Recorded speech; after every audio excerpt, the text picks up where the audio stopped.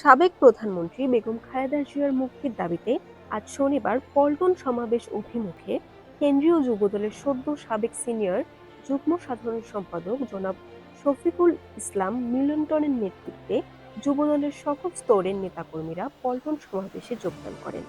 এই সময় নেতাকর্মীরা বেগম খালেদা জিয়ার মুক্তির দাবিতে স্লোগান দিয়ে সমাবেশ স্থল মুখরিত করে। Barishal dot news.